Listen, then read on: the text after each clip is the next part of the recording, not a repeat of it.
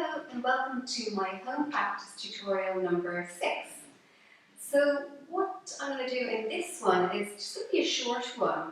I'm just going to show you 3 different ways to warm up. So warming up, when I started practicing myself, I used to have a bit of a mental block about how do you warm up. It was always a question I was asking people, how do you do a warm up? And it's just really simple. Again, it's just sometimes when you overthink things, you just get quite flustered. So I'm going to show you 3 different ways: on your back, seated and standing. I always do my warm-up on my back, so if you have been going through the tutorials with me, what I would do is I always do a short warm-up before I even start into any of my flows. So it depends how much time you have as to whether you want to just go straight into the cat-cows. We'll give you lots of warm-up as well. But I always come onto my back and do a warm-up before I start any practice, regardless of what the focus of my practice is. It might have something to do with the fact that I practice in the morning, and it's nice to just move through all the joints of the body before I start to actually really get into the practice. But regardless of any time of day, a warm-up can be lovely. Maybe if you're practicing in the evening and you've been sitting all day, then a standing warm-up makes more sense to you. So I'm just going to quickly show you the 3 different ones. So I'll start with my preferred one, is the lying down one. So just think of it as you're warming up all the joints of your body. And so even just start from the top and work your way down, or whatever makes sense to you. You're not necessarily going to be warming up your head when you're lying down. So coming onto your back, what I always start with is just cupping a hand on each knee and doing little circles on my lower back. Now again, like all my tutorials, I'm going to be working a lot faster through it than you will. You'll be going much slower, so you'll be doing lots more repetitions and breathing through the movements. I'm just showing you through it. Okay, so that is your lower back. Let's start from the bottom up. So think of your ankle joint, circling your ankle, pointing and flexing it. And your next joint is your knee joint, straightening it and bending it. And of course, remembering to do both sides, circling, straightening, flexing, straightening, bending the knee.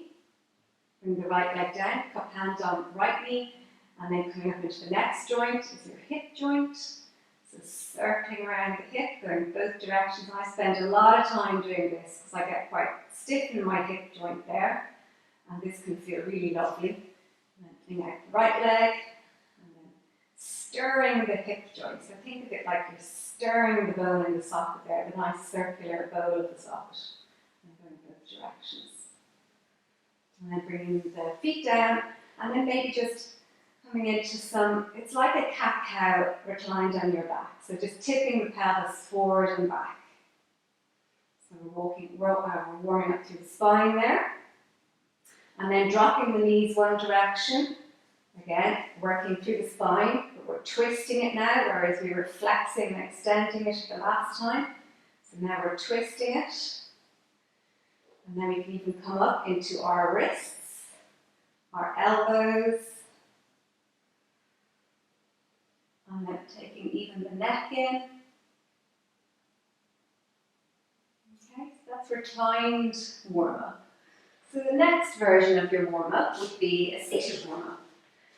So I like to sit on a brick rather than coming into cross-legged, because if you're cross-legged, sometimes you might find it's a little bit harder to keep the pelvis up nice and stacked. So if you have a brick, it's good to, well, you can actually pop your brick underneath your legs crossed, or the version that I find is Virasana hero pose with a brick underneath your hips. I just find it easier to keep up nice and tall through the spine. Okay, so whereas with the last one we started from the feet up with the seated warm-up, we're going to start with the head. Just really gently. Now, remembering with your warm-up, you're not going to your full range of movement. So I'm not twisting my head to as far as I can get. I'm just coming to just the point where I start to feel a lovely stretch. And then tilting the head down, stretching out through the back of the neck there. This is a lovely one if you get headaches. Coming back up with the chin, and then come to centre. And the opposite direction. Again, I'm not going all the way around, so the way my shoulder comes forward, I'm getting a little bit too, ambitious there. I'm keeping the shoulders squared forward, I'm just bringing my head just to about 70% of my full range of movement. Take the chin down, get that lovely stretch through that outer neck there. Lift the chin up and then come back to centre. You can do some head rolls, but again, just really gentle. So you're just drawing a circle on the ceiling and try and make them as small and slow as possible. So we're not going all the way down, all the way back. It's just really small movements for your warm-up.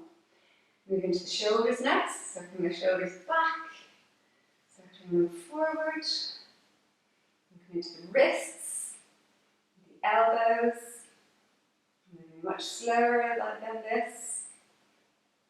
And we take the hands behind the back, opening the chest up, hands forward, stretching out through the shoulder blades there. You can take some rounds of cat-cow, seated. Starting to warm up into the spine, and similar to what we did when we were lying down. And then you can take a twist, so further warming up at the spine. All these different things. There's loads of things you can do with the arms if you want to wake up the shoulders. Into cactus positions, a lovely chest opener. And take Garudasana arms on both sides. Gomukhasana arms. It's depending on what the focus of your practice is and what parts of the body you need to warm up. So that's your seated warm-up, and the final version of the warm-up, which I don't often do. I think I just like to start much slower in my practice, but again, if you've been sitting all day, this might be a nice one. Is just to come into the standing warm-up. So with this one, you can start the same as you did with the seated.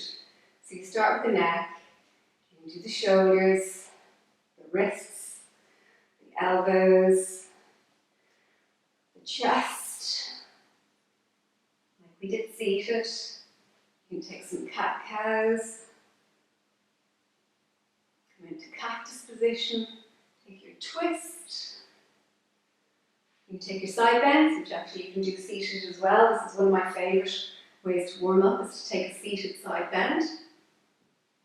And then your pelvis. So we warmed up here, we want to warm up a little bit down here. So we're going to open the hips a little bit. So just circling your foot on the ball of your foot there, just starting to warm up the hips.